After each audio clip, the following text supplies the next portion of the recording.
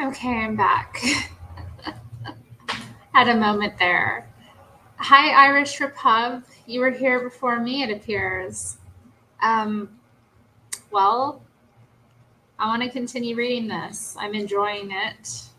Want to get back to it. I'm actually finding myself that way about this book. Like, oh, I want to know what happens next. You forget about that. I don't treat myself to novels as much as I should. I've been having other ideas for things that might be interesting to read that are in my library. So we'll see what, I come up with.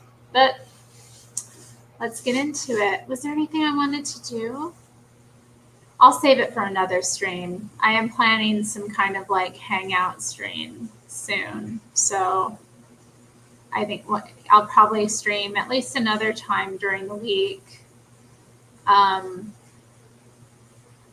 And that'll be more of a hangout where we'll just like probably do some reaction stuff and I'll probably like paint my nails or something while we're chilling and chatting. So it'll be more kind of that, there'll be that to look forward to as well as the readings. So, but I'll save the other content I was thinking about sharing for that. Anyway, hi to Big Nuts Master War Chief. My little book's going good. We're on chapter 12.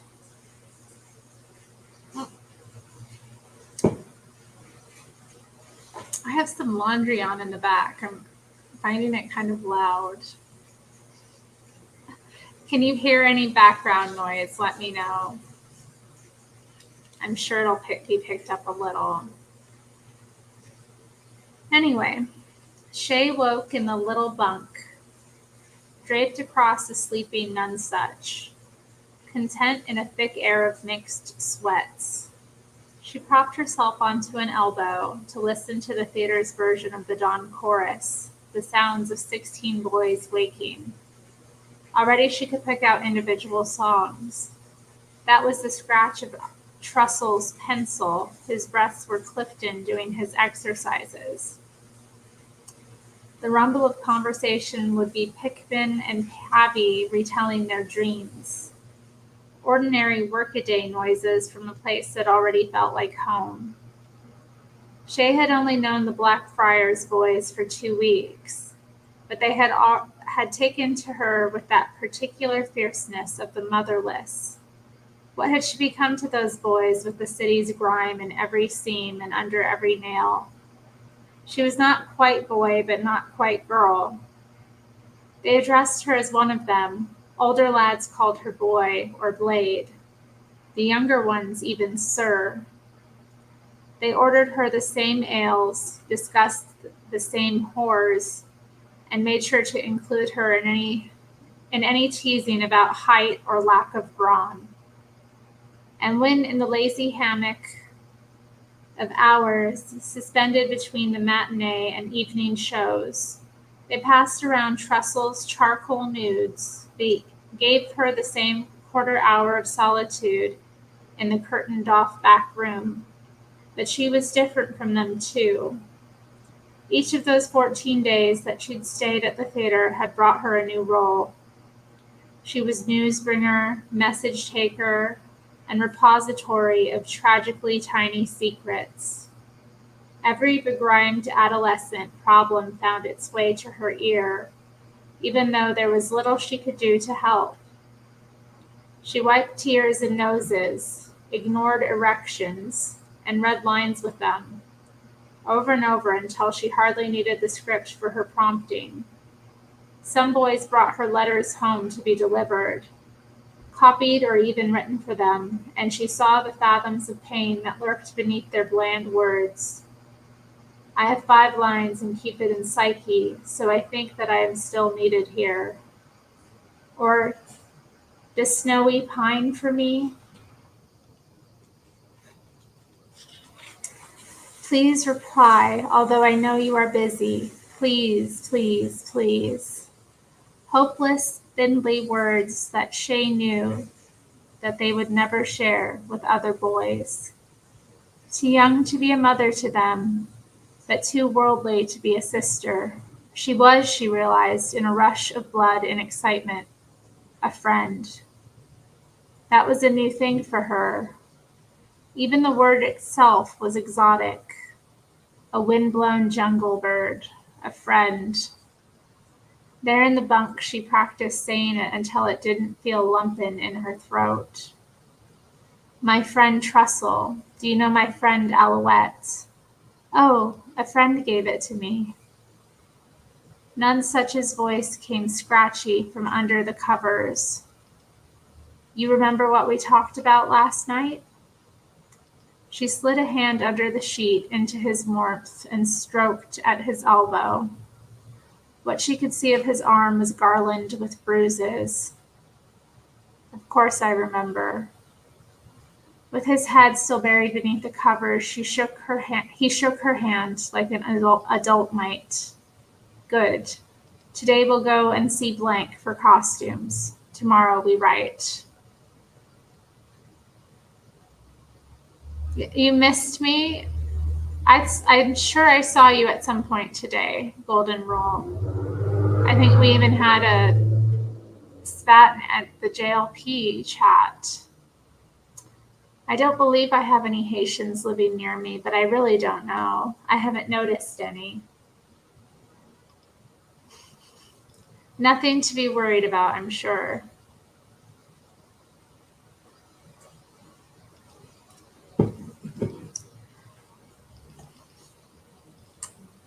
I do wonder. Oh, I forgot to complain about that too. I called into Nick's little show and we talked about some different things, but I remembered earlier in the stream he was talking about that and I had forgotten. That there were things that the US has done that took Haiti and made it far more unstable than it was. How could I possibly threaten you? Oh, to block you. That's right. That's what happened. I'll do it. I will do it. I protect my peace. And, well, not as much as I should. But if I feel whatever, I'm going to do it.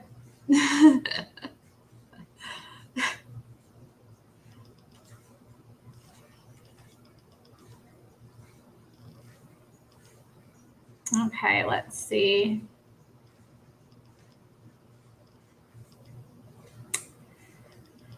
An hour later, the pair sat on Broken Wharf in the shadow of a greening hulk of vessel that was moored tight to the bank. What's wrong with it? Asked Shay. The ship was ill-shaped and somehow encrusted. The gunwales were fringed in a deep green and the sails hung in grubby tatters. It leant away from the shore as if repulsed by dry land. Nonesuch reached out and stroked the side of the ship. This old girl is as ill-starred as they come. She's been many things. Warship, coal hauler, and ferry among them. But when its crew scooped Blank right out of the water and sold him as a pearl diver, well, that's when she was a slave ship. Didn't last long, though. Some English expedition that was sent to discover rare plants and animals for the Queen needed an inconspicuous ship to send their booty home in. Guess who they chose? He patted the hull like it was a pet. Blank finagled his way back on board, but the English must have picked up more than just animals because once they hit open water, the crew started dropping like flies. When the ship finally limped into London, she was called the Albatross, and there were 6 crew left, all a huddle in the crow's nest. Blank among them. There are about 1,000 different legal claims on her ownership, so until the courts sort it out, this is where Blank lives. Here, with those rare plants running wild across the boards. He swears there's a jaguar loose below decks, too. But that might just be a story to deter thieves. It's interesting to think about ships being such a big part of people's lives, you know. They just aren't for me, so.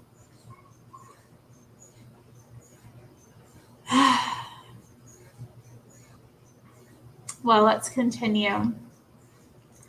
He whistled up the gangway to where a sailor sat carving a pattern into a hunk of driftwood. It looked casual, but it was a neat way to have your knife drawn without looking threatening, and Shay tucked this knowledge away. The sailor didn't look up, but said, "Who will aboard?" Nonesuch leaned on a hip. 4 hours in a tavern, drinking on my slate, and you don't remember my name? I'd heard that sailors weren't the cleverest, but... The man still didn't look up, but there was a curl of laughter in his voice. "Ah, yes, but that was a lad called Lord Nonesuch, or so he told me. But a day later I was up in Blackfriars for the theatre, and there he was again, calling himself Faustus. Day after that he was a girl, or so I hear. I'm under strict instructions to let up no more than 2 people. With you it might be 100. Nonesuch laughed. "It's just me and my friend today." The sailor considered them. "Seems fair. Blanks up the mast. He's not been down all day." Oh, interesting. Hello to Mena and Zenny as well, who have showed up in the chat.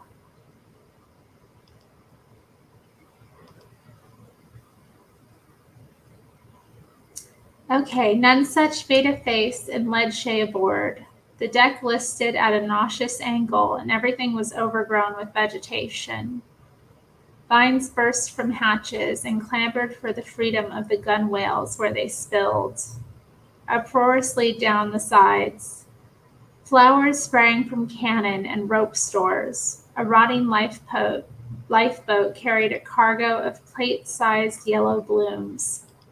Shay walked across a carpet of moss and grass, as softly hillocked as old graves. Everywhere was strange and foreign.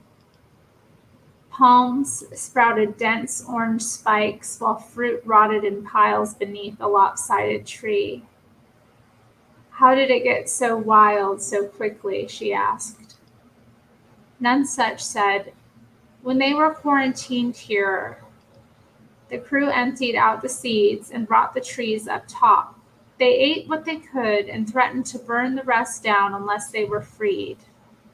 We're facing south here, and it's rained every day for a month. These plants are eating the ship alive." She looked up at the mast. Climbers coiled green shoots around the crumbling wood, and even the sails hung heavy with moss.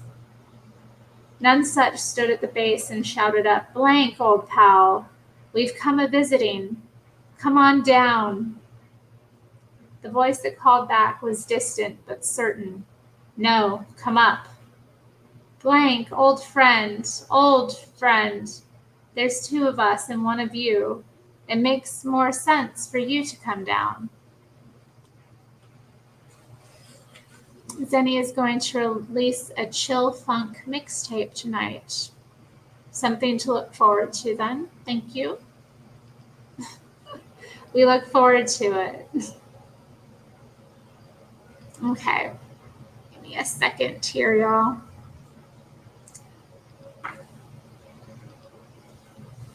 Okay. No reply. Shay looked out over the stern of the ship. Clouds scribbled rain across the horizon. Nonesuch cursed. "Looks like we're climbing." He hauled himself onto the mossy rope ladder. Damn stupid place to live. Once they were higher than the rooftops, he quietened, and his breaths came more quickly. The crow's nest swelled above them. It had been extended with bare boards that hung out over the sides, and the last few feet were tricky because the rope ladder sloped backwards to reach the entrance. For a moment, Shay found herself hanging out over the deck with her eyes fixed on the clouds above. She hauled herself behind Nonsuch into a tiny room where bright canvas walls were splashed with color. Blank sat in a patch of sunlight. He wore a tricorn hat and a jacket with a swing to its tails.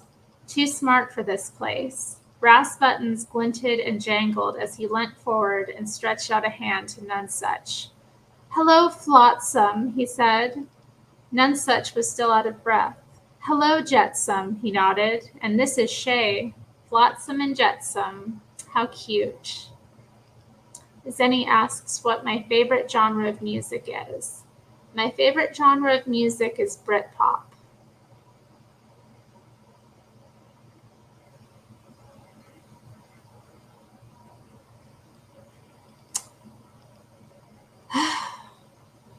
Maybe you could throw some in there.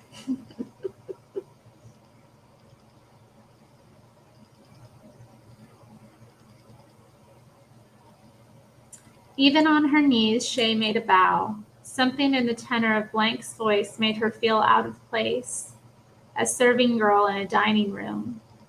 He returned the bow with a smile. "Grubby knees, but pretty manners. You're already an improvement on Lord Nonsuch's usuals. I've seen you backstage at the theater, haven't I? I trust Alouette is taking care of you." He spoke with a careful, precise accent, each word like a stone being dropped in a pool. She nodded and caught him studying her tattoo and wings of hair. With his naval costume and jangle of decorations, Blank was more conspicuous even than her. She lowered her head and could only hear his sigh of pleasure. "A rare bird indeed," he whispered. "Do I like the Smiths?" "Indeed I do.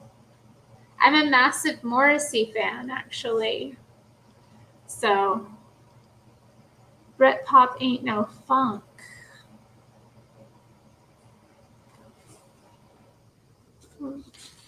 No, it isn't. I suppose it isn't. I'm trying to think, what I would recommend. Anything funky. So, I mean, sometimes some of the artists got a little experimental. But yeah, the Smiths. I mean, who doesn't like the Smiths, though? Like, does anybody not like the Smiths? Even Tar Baby Yoda likes the Smiths. Morrissey has always been based forever. Forever. He's always been telling people the truth.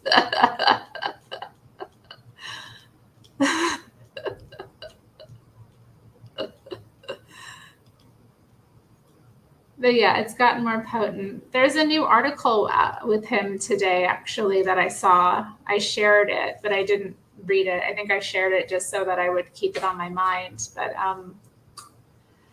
yeah, it's about his album that they still haven't released. So maybe there'll be more information about that. But he did the album, The Bonfire of Teenagers, which was, about the attack on the stadium in Manchester during the Ariana Grande concert, where basically it was like a terrorist attack against a bunch of young people, so that album has been waiting to come out, but he's been having all kinds of problems trying to get it out, with his label and stuff, and they're not releasing it, and he's re-recorded it apparently. Just lame. How are you going to treat someone like him like that? I just don't get it. A lot of people, I imagine, don't like the Smiths. Yeah, but they're probably just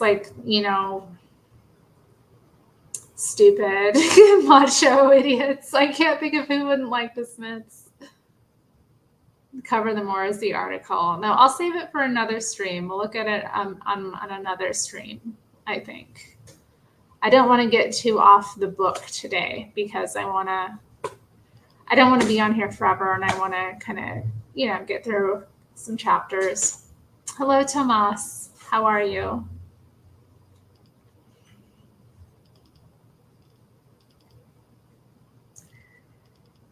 Okay, where was I? So yeah, he called her a rare bird, which is cute because of, her what are they called? Avicultist roots. So anyway, she had no time to return the compliment. None such was instantly up, pacing and talking. He must not have slept at all because since yesterday he had refined and expanded his plans. He talked to Blank about a theater of the streets with impromptu plays in taverns and abandoned places for an audience so involved that you wouldn't be able to tell who was acting and who was spectating. The room was too small to contain him, and as he talked on, scheme tumbled over scheme, and new shoots of ideas sprung up in every corner. Shay let the tide of words wash over her as she examined the crow's nest. It had been Okay, here's a word I've never encountered.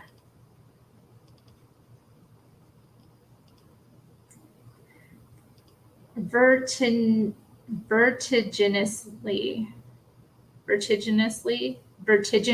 I think, extended up and out with open sides wrapped in a thick, creamy fabric. 3 walls were embroidered with a detailed picture of a tropical island in the most un-English of colors. Sapphire waves lapped onyx shores while garnets and rubies hung from emerald fruit trees. A canary diamond sun warmed aquamarine skies. Amid the wash of voices and the sway of the boat, Shay felt like a bird looking down on this fantastical island.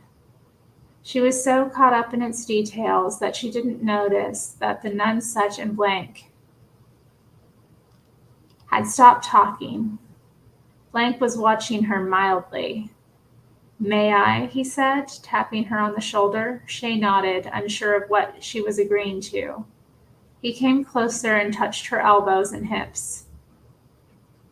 Then he turned her side on, like a figure on a coin. Cool fingers at her neck. "We'll need costumes," said Nonsuch, seeing her confusion. "And Blank is the very devil with a needle and thread. Clothes and tattoos. He's a master on the trumpet, too. And he can sail and dive and swim. Thank God he's such a rotten actor, or we could never be friends." Blank measured her by touch alone, turning her this way and that, and Shay couldn't shake the feeling that she had been seen naked. In minutes, he was sewing away, working without watching his hands. He said, "Come, Shay, sit by me. How do you like my home?" She didn't have to think about that. "I love it. High places. It's a little like flying, isn't it?" His smile was quick. "I suppose so." He lit a saucer full of dried herbs, and the room filled with a foreign scent, heavy and floral and gritty with spice.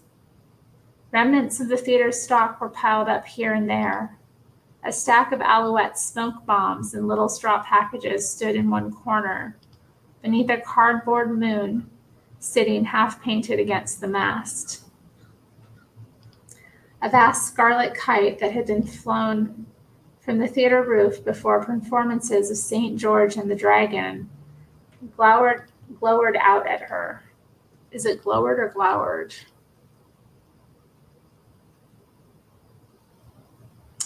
They're discussing sports of all matters in my chat. Oh, God. They're discussing sports. I think football.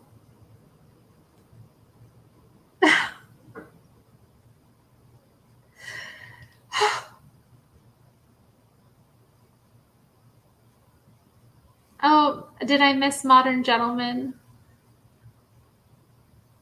Oh, but dear, my hair is up. Indeed it is. I don't know. Do you like it or not? What do you think? I'm not sure if I'm liking it tonight.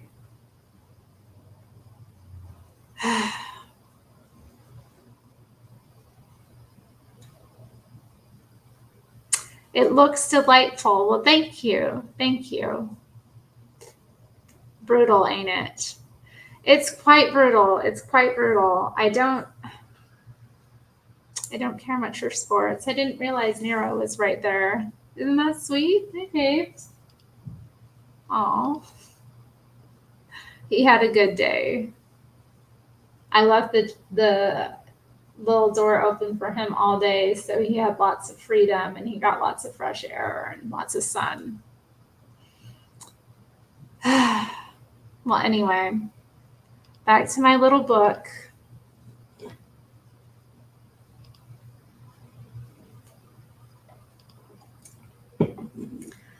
Clothes hung in the corner, stage outfits, here for repair or cleaning. Shay stroked each of them in turn, relishing the feel of lace and silk, fabrics she'd never touched before coming to Blackfriars. A month ago, that's all these costumes would have been to her, pretty things. But after days spent with none such, everything she touched turned into a story. Each costume was a world in a miniature. In a script, those tweeds would indicate a country gentleman dressed up for a day in the city, beard and boots and an eye-watering codpiece. Oh no, not a codpiece. Well, thank you, Golden Rule TV. That's nice. He says, I think your hair is on point. Thanks. I don't know. Yeah.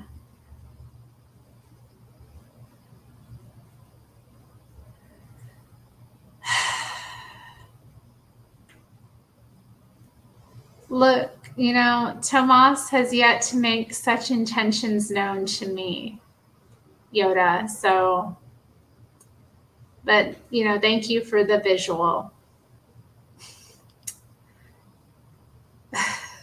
It's so funny to think of men wearing these little pieces over their.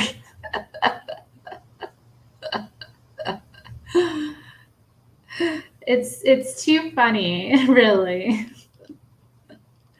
Just imagining it, and when you see like costumes from the era, it's just like, oh my, did they really go about like this? Really? It's indecent.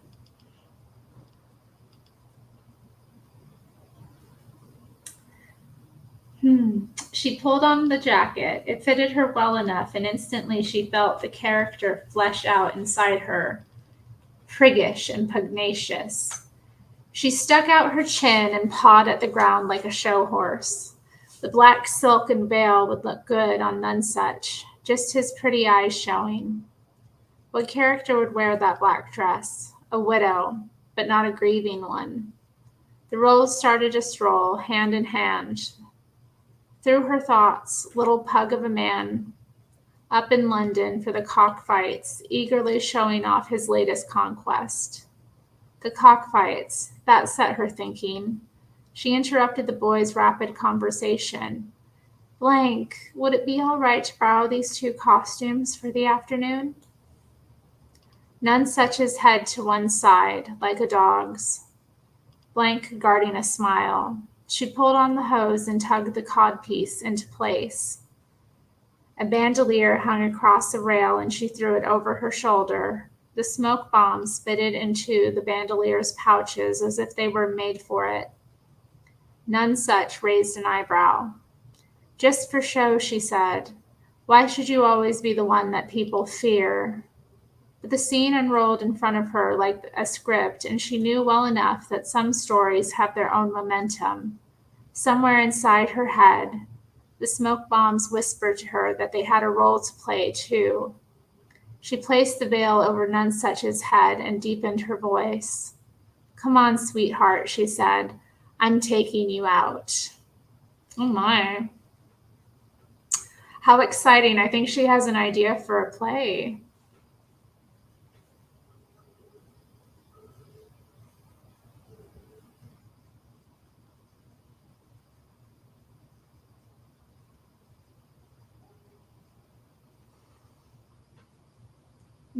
Oh God, I think I have seen women talk about men in sweatpants. I don't like seeing people in sweatpants.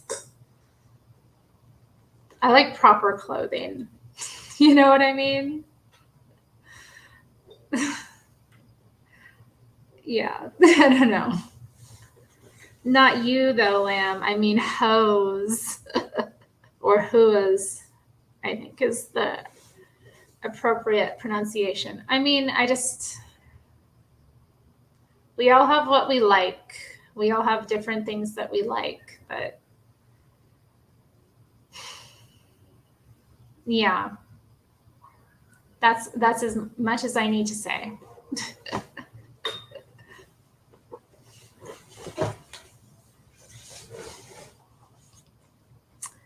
Chapter 13. They made an odd pair, the stocky military squire and the slinky widow. But any reluctance the carriage drivers might have had over their bruises and bandoliers was trumped by a bulging purse. The traffic was jammed south of the river, and it would have been quicker to walk, but Shay wanted to be seen arriving in style. They crawled through Southwark streets, and sound poured from every doorway. Cries, laughter, animal noises. The traffic was at walking pace by the cockfighting ring, but still Shay made the driver pull up right by the entrance, blocking the street in both directions.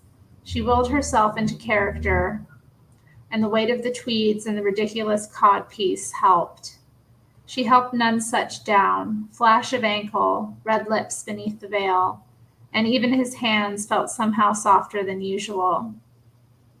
Isn't this interesting, all the cross-dressing? She's dressed like a boy, he's dressed like a girl.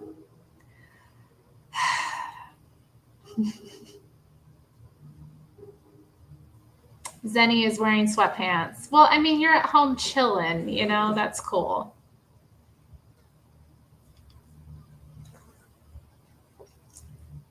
But I get dressed up every day. I think, yeah, I have I guess sleeping garments for chilling. But I mean, I get out of those, pretty quickly. Let's see.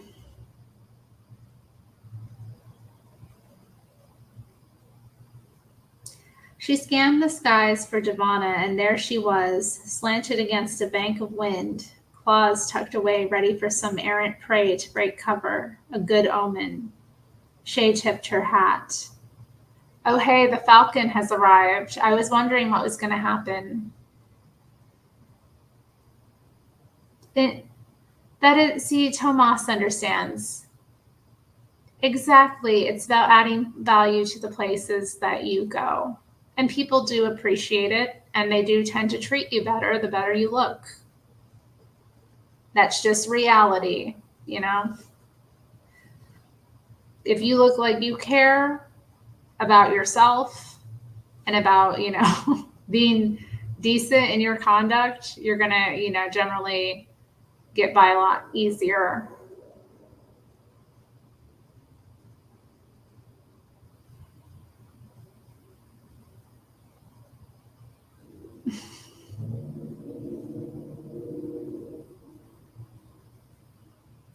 Sharing a donut. You only share a donut when you have multiple donuts. So that you get to try every little different one.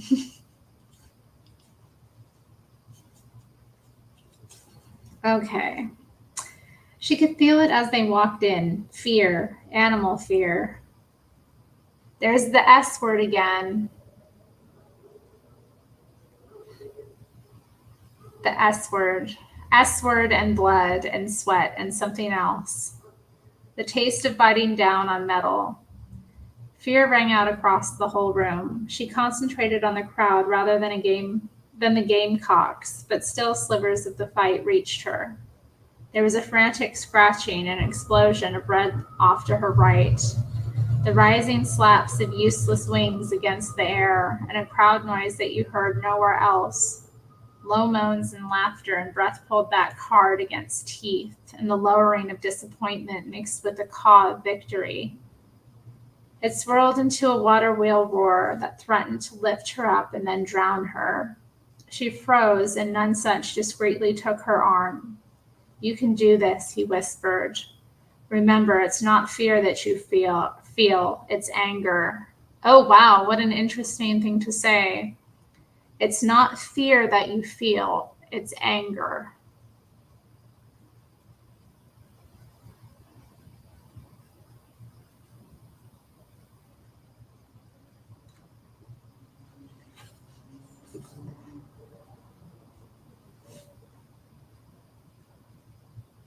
Oh, I missed most of Joel's show today. I came in like halfway, so I don't know what he was talking about at the beginning.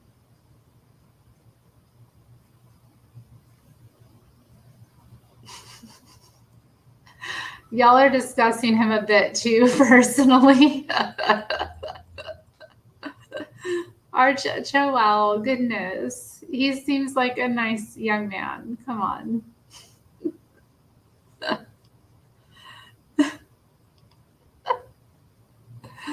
Oh, goodness. Apart from like the burqa thing. That's a bit weird for me, but you know. There was a thick fog in the air. Bloodied feathers felt like snow, buffeted by spittle and ale breath as the crowd howled. The front row was all prentices with wet palms and clenched fists who wore their blood spatter like soldiers. A tier back, the gentleman lounged. She recognized Gilmore. His cockerels were reputedly the best in London, and she'd hoped he might be here. She pulled Nonsuch close. "He's here, I knew it. Where do you think they keep the birds before the fight?" Nonsuch's eyes flickered around the room. "There's a door over there at the side, but even dressed like this, I'm not sure they'd let us back there." He took a purse from inside his skirt. "This is stage money, so don't let him see it properly, but he'll love the weight of it." He tossed it from hand to hand. Tell him your lady wants a fighting cock and that she'll pay whatever is necessary. With a bit of luck, you might walk out of here with it under your arm." He shoved her out into the crowd before she could complain, and they pushed through the throng in the calm between bouts. Benches turned into stairs as the crowd milled. The boards were slick with sweat. Ugh. Gilmore sat among his men. He was rigid and wet-lipped, drying his hands on his breeches. Shay prepared her voice and baked it hard in her mind. She thought back to the gentleman on the wharf and the heavy boredom of his tone. "Gilmore? Lady here wants a fighting cock, and I'm told you're the man." Her tone suggested she cared little whether Gilmore was the man or not. He didn't take his eyes from the pit. A red curl of feather landed on his upper lip, and it quivered with each breath. "Come by the shop like everyone else does. My boys will sort her out." "The lady wants one of these birds. Blood riles the blood, if you know what I mean." She jangled the purse in front of him, and for the first time he looked up at them. He automatically priced their clothes, located their accents, and calculated the trouble they might cause. "See my man on the door down there. Tell him to show you the Prince Troynovant.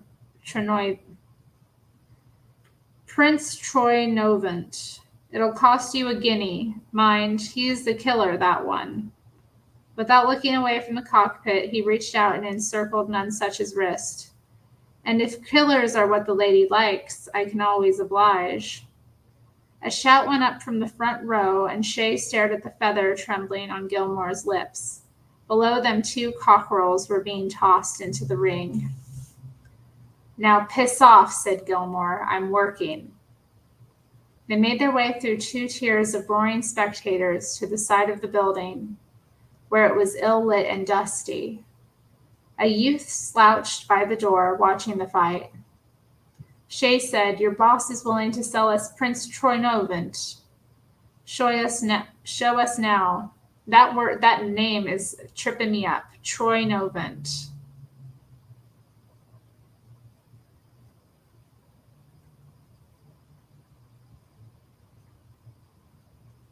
They're writing a humorous story about. Oh my goodness. Hake versus Freddy next episode. That sounds fun.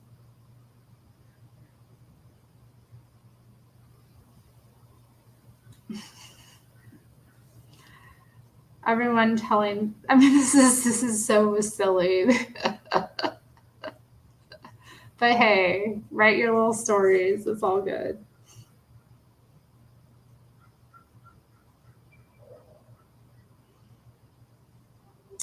He opened the door with one eye still on the bout and covered at the entrance. The cock pen was hotter still than the arena. Square cages were stacked on top of one another in teetering piles, and cocks pecked blindly at their neighbors. Wing beats churned the dank air. Shay thought she might retch. The youth dragged a cage across the ground and said, "This is him." Shay had to look away from the crude, rusty scars where wattle and comb had been removed. Ooh. The bird had been so hacked and stitched and streamlined that he resembled a feathered knife. Long silver spurs like metal thorns hung from his ankles. "Vicious little F-worder, the pretty ones always are, eh?" He nudged Shay with an elbow.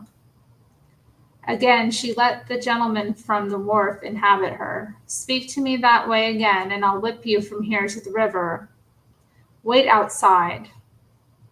The youth didn't look particularly chastened, but he did lope for the door.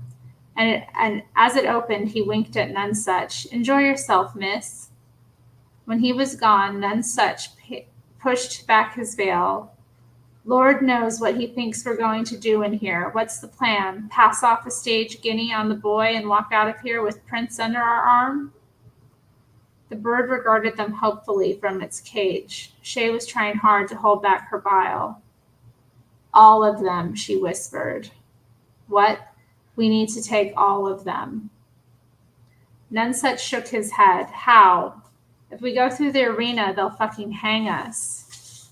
A roar from behind the door shook the room and the candles rattled in their holders. Shay looked around them. How did they get them in here? Not through the crowd. There must be another way in. She pushed aside the cages that were stacked against the outer wall, blocked the door. Nonsuch dragged a bench over the front of the door while Shay searched the main wall. 2/3 of the way around, she found what she was looking for: low double doors.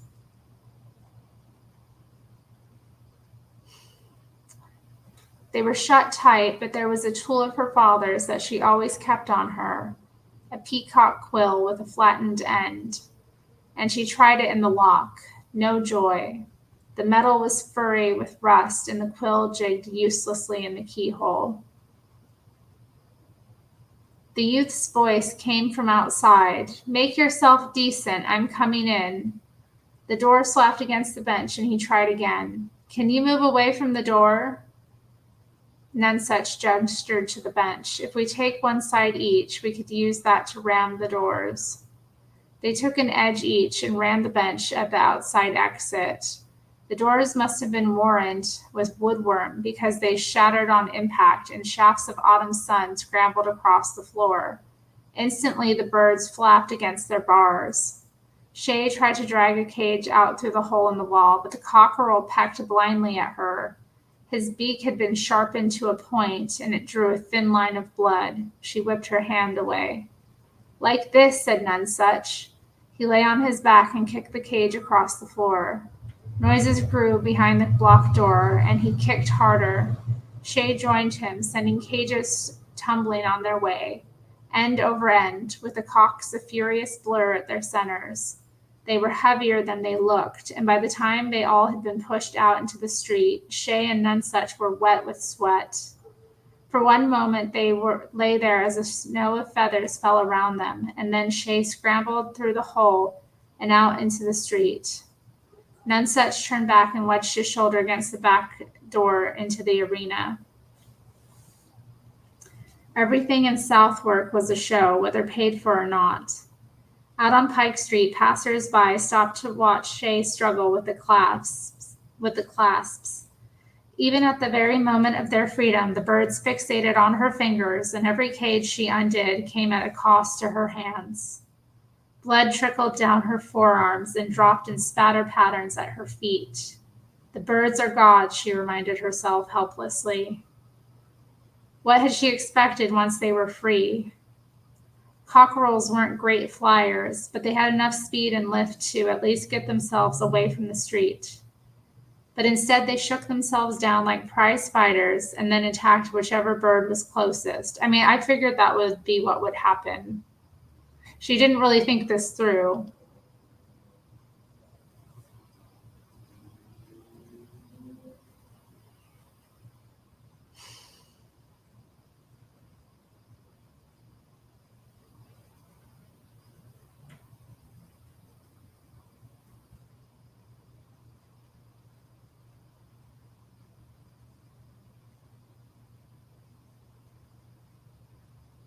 Y'all are writing some very insane stories, I have to say. Multiple stories being written. What am I facilitating here? I don't know. Maybe it's too much.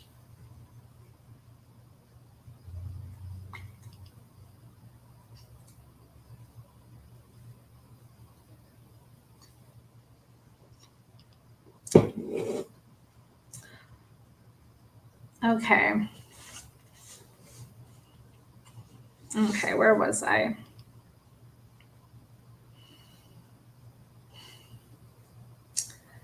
In moments, the street was a battleground. It was hard to tell where one bird started and the next ended. Spurs glinted in the sun, plunged, and then came back up with red and blood to their hilts.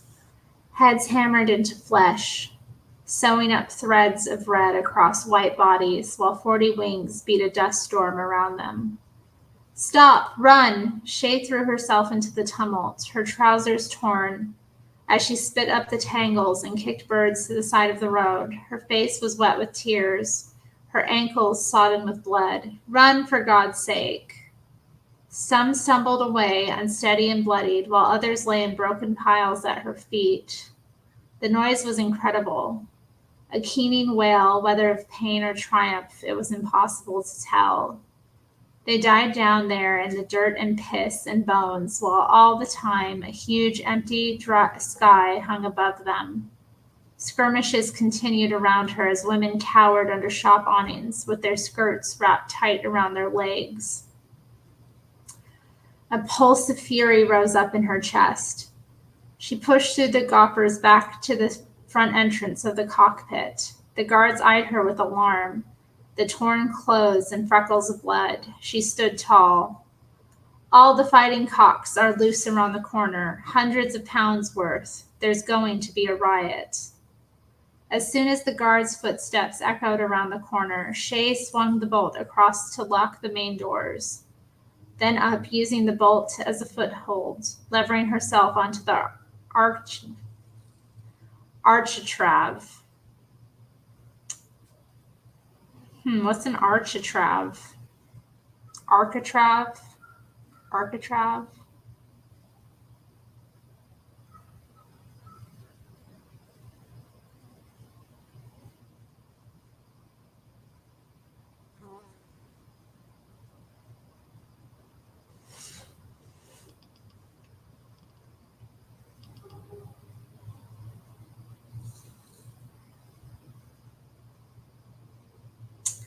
Windows ringed the first floor, now closed against the sun. She edged around to the nearest one and forced the shutters open. Down below, a bout had finished. Men exchanged money and slapped backs. Someone swept what was left of a losing bird into a sack. I mean, yeah, the cockfighting sounds so brutal. Like, imagine you're a wife of that era. How would you feel if your husband was going to cockfights and betting on, like, these animals killing one another. I mean, would you be cool with that, or would you be like, I don't know. I think that might upset me. Imagine he takes your son to a cockfight, and then you're like having a 17th century domestic dispute. Oh man.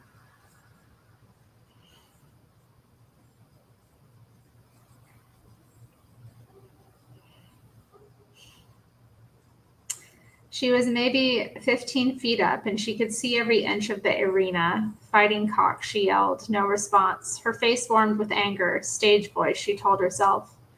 Fighting cocks.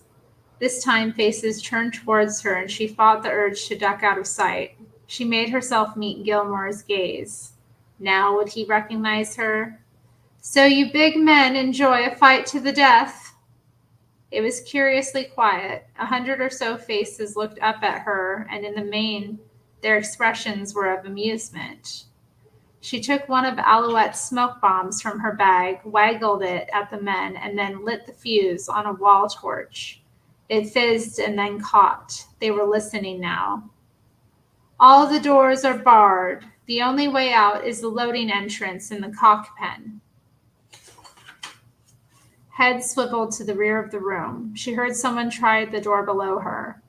In 5 minutes, this place will be burned to the ground. Only the strong will survive. She lobbed the bomb towards the front door. She wanted to bottleneck the whole crowd, force them out through the back to see how they liked it. The missile wrote a line of black through the air, bounced back, and then coughed out smoke. There was a moment of incomprehension, and then a furious moan, almost sexual, oh my God, before men clambered towards the pen. Run, little chickens, run! The next bomb landed in the cockpit and spun around ineffectually. But the one after that spat smoke through the air, and that pancake of gray dust settled over everything. She could hardly see the men now, but she could hear their progress. Coughs, screams, clashing of swords, and splintering of wood. She set off another bomb and then crab walked around the building's exterior to look down on the exit from the cock pen. Gentlemen crawled through the broken door, bloodied and begrimed, and the whole side wall began to shake. Muffled from within came the cry, 1, 2, 3. There was an ominous, weary creak, and the whole side wall came crashing down in slow motion. Men fell coughing to the floor, and were then trampled by the next wave. All had swords drawn, and many already hobbled. Shay threw her final bomb, turned on her heels, and set off across the rooftops. Sun and tears in her eyes, and the churn of the cockfight still there when she closed them. Blood-stained feathers after the taste of metal. She was back just minutes before curtain up, and she found the theater in uproar. Trussell paced the entranceway, so absorbed in his own troubles that he didn't take in her dishevelment. He wore a hurried mask of makeup and a too large gold tunic. He grabbed her shoulders. Were you with Nonesuch? Where the hell is he? I've never played Cleopatra before. He let go of her and kept up a circuit by the door, muttering lines under his breath. Shay looked behind her. He's not here yet? He left Southwark before me.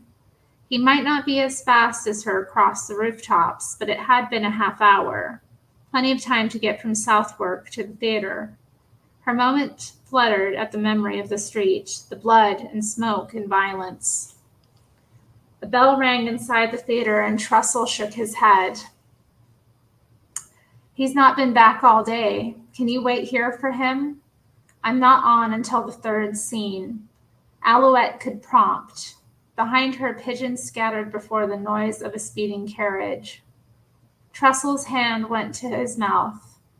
Oh, hell, Evans is here too. He'll fire us both if this performance goes badly.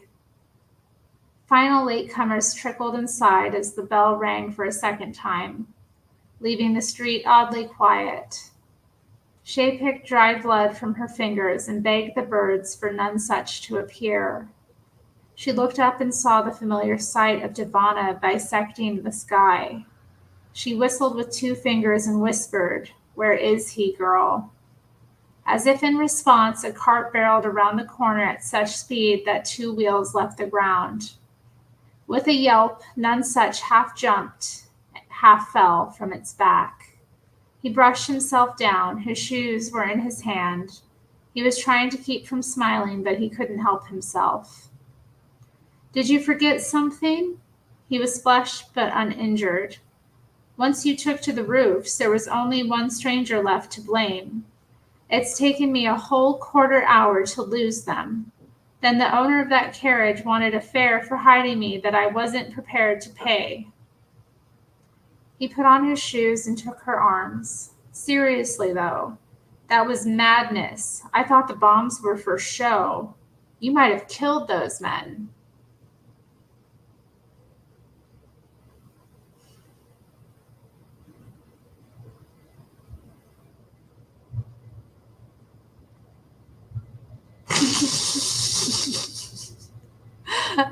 Yoda, that is so terrible. I can't with you.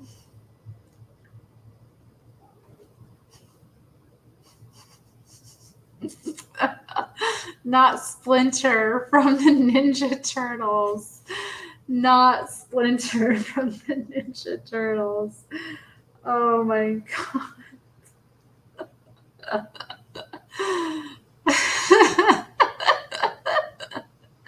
I have read enough. You are silly. Oh my goodness. Yeah, that's beautiful. Oh. Okay, let's continue. Shay laughed with relief. It was smoke. The worst they'll suffer is a bit of a cough. They slipped inside a tiptoe and around the back of the audience, without once looking at the action on stage. Backs of heads and no laughter. Down into the tiring room where Nonesuch started to strip out of his widow's silks. It was beautiful, though. I've never seen men like that, so scared. They could hear the introductory soliloquy. The footsteps would be Trestle pacing the wings. Nonesuch cocked an ear to the performance, naked bar his veil. He pushed the door closed. Plenty of time. He took Shay's hands and pinned them above her head. Her knuckles scuffed against the bricks, and she locked her eyes to his. He pushed back his veil, and his kiss was harder than usual. She tasted smoke on his lips, and his hands were urgent on her buttons. His veil slipped, and he laughed. How long until scene 3? It'll do Trestle good to sweat a little. Later, Shay wondered whether Nonesuch had somehow timed it that way. Her clothes falling to the floor just as the audience gasped at Caesar's arrival. The tense hush as he entered her. Wow, Matt. He wrote that. I can't believe he wrote that. The sounds of sword fighting as his rhythm built. Oh, Lord. I'm embarrassed. Their first proper time, was punctuated and driven on by a crowd of unknowing gentlemen only inches away. And finally, as he slipped from her, what a lovely way to describe all of this. And they fell laughing to the floor. The scene on stage reached its denouement. They lay breathless and bruised, with their hands still in each other's hair, as the room shook to round after round of frenzied applause. Wow, how exciting. Okay. I was wondering, are they gonna, what's gonna happen with this couple? Well, they've fornicated. It's a shame. Okay, moving on. Should I move on? Chapter 14. Yeah, I can read another chapter tonight. Shay slept in her cockfight outfit that night, curled up in tattered tweeds and a ruff that smelled of smoke. The empty bandolier slung over her shoulder was somehow more threatening than a loaded one would have been. She slept through 6 bells and slept through the boys waking too. Slept through none such leaving, still marooned in dreams where she rode on the thermals of a London on fire. Smoke trailed from her wings, and her talons were silver thorns. A hand woke her, a hand on her arse, shaking her hesitantly. Once she'd finally thrown off the dream and opened the flaps, Trestle was waiting, apologetic in the empty dorm. Sorry, I didn't mean to touch you there, and I couldn't tell which end was which. He reddened and looked at his feet. Shay suppressed a smile. Trestle was awkward with everyone. On stage, they gave him the clownish parts because he was bound to trip or belch or forget his lines. It was better to pretend that it was part of the act, and his confusion at his own clumsiness had the audience howling. But at first, this general awkwardness had hidden from Shay the fact that he was even more awkward around her. He stood, nose twitching, shifting his weight from foot to foot. It appeared his speech was over. She coaxed. So why did you wake me, Trestle? Is something wrong? Yes, sorry. Pavey went for a drink after the show last night, and he said there were men in the Blue Boar buying drinks. They were asking after a tattooed girl with spikes of hair, asking who might know how to make smoke bombs, too. He lapsed into silence again. She'd spoken to Gilmore last night, looked at him right in the eyes without even a pinch of recognition. What had changed? Did anyone mention my name? Pavey doesn't think so, but he was too scared to get close. You know that no one here would say a thing, right? I've been around every one of them, and they all know to say they've never met anyone like you. So they hadn't been to the theater yet, which was good. But they knew what she looked like, which was bad.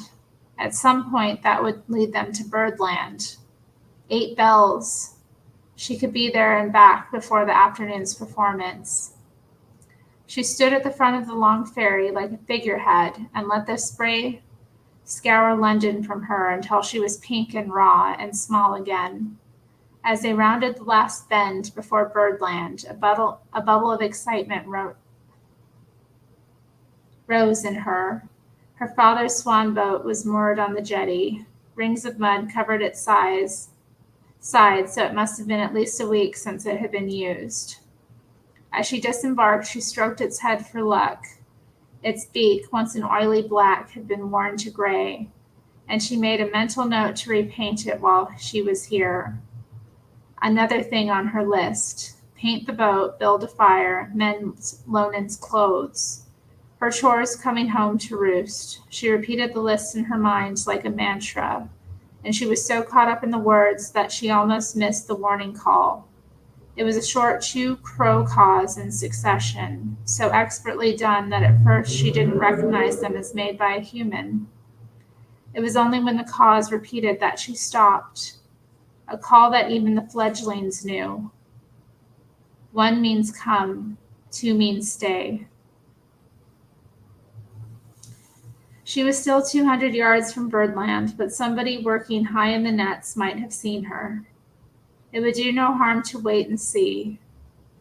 She sat on a tussock, and an invisible bittern bloomed away somewhere as a figure hurried from the nets.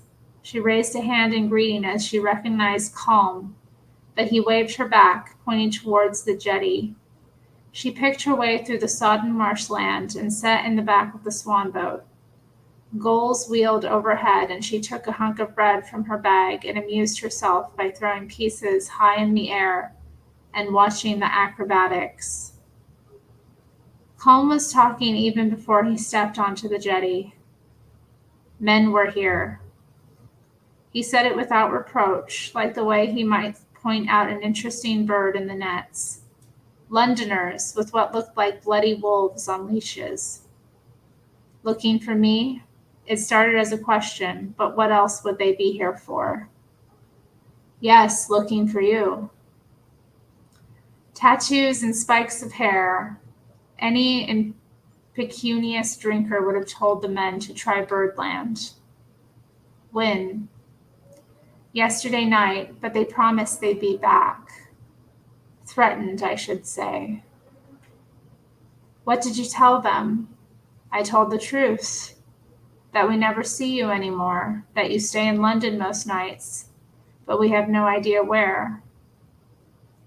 Shay looked back at the city. She'd never thought what happened there would affect Birdland. They'd always been different worlds. We told them that you weren't ever coming back, but they asked to see your father. The idea of Gilmore's men in her father's room made Shay feel sick. They were too big and too clumsy for that fragile space. She pictured Lonan's bird-like wrists and ankles, his mouth opening and closing. And of course, he got confused. He told that he'd seen you a day ago and that you came every week for the murmuration. I tried to explain to the men that his memory was gone, but I don't think they believed me. There's every chance they'll be back today. Oh God, what a terrible situation. They saw her father.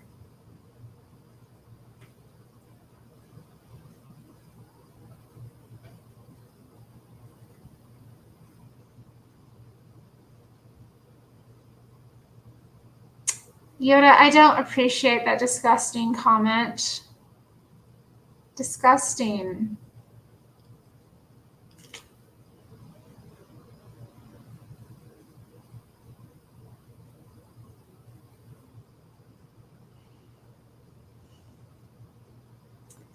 The gulls had given up on her. They floated watchfully on the river. I want to see him. I'll explain. I don't think that's wise, Shay. You have to understand that we've had to tell him over and over again that you're not coming back. I won't have those men up here again. I had to stop him taking the swan boat into London. For now, Shahine is staying in his room, teaching him what to say if they come back. Shahine, the goshawk girl? What has she got to do with anything? We needed someone to step in for the murmuration. The flock is huge and everyone here is spooked. She's doing all right. She's a quick study. He ran a hand through his hair. It's probably temporary, but you can't be here, at least until this business is over. If Lonan tells them that you're back in Birdland, then they'll never leave us alone. He looked over his shoulder and Shay remembered the crow call. Why did you sound a warning? Why didn't you just come out to meet me? Shay. He dropped his eyes. Some people think it would have been better to hand you over to the Londoners and be done with it. Which people? A few, no one important. But it might not be safe here as it might not be as safe here as you think. Shahine, she shivered and shaken all through her tattooing, but hadn't cried once. Calm's face cracked for the first time. They killed all the doves, Shay. Oh my God, these men came into their community and killed all the doves. Isn't that sad? The doves, the sweet little doves. They can be annoying though. Like if you have a lot of them around you in the morning, oh my goodness, they just don't shut up. They're just chatting.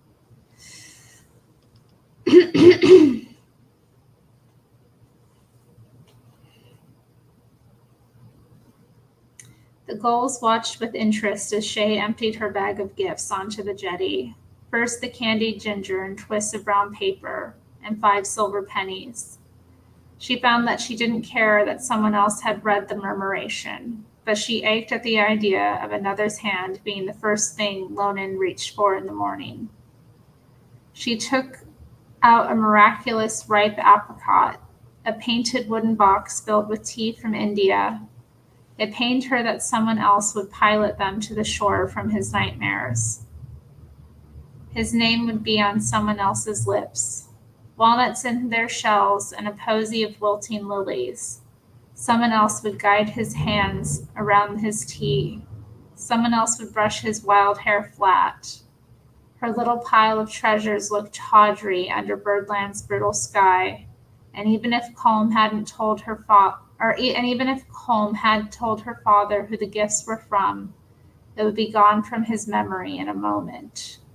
She visualized the flash of pleasure across his face. That would have to be enough. I'll have to take the boat, she said, and Colm nodded. He helped her push off, the boat listing to one side with only her in it. He waited on the jetty, his hands shielding his eyes. She called after him. Tell father that there are a pair of breeding peregrines nesting in the spire of St. Paul's. She'd heard them the day before, squabbling like an old couple. The tide tugged the boat towards the city, and Colm shrank with each second. When she was 10 yards out, she shouted to him, Tell him they're faster than death. Then she rested her head against the smooth wood and let the tide take them for a while. Gulls followed her for the first mile, but gave up when they realized that her hands were empty.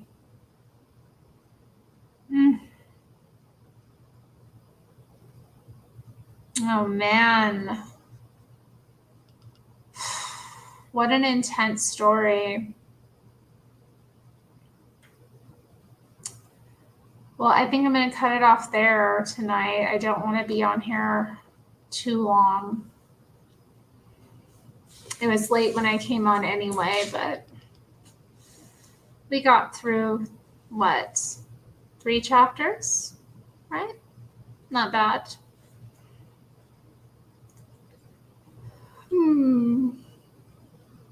Not a lot, but hey, I'm enjoying it.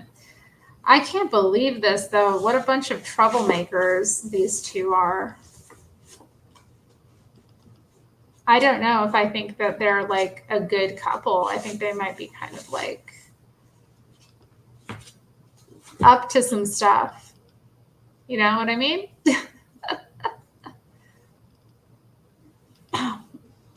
Well, anyway, I will see you all another time. Thanks for showing up, writing your own little stories and tales. And yeah, that's it. Take care.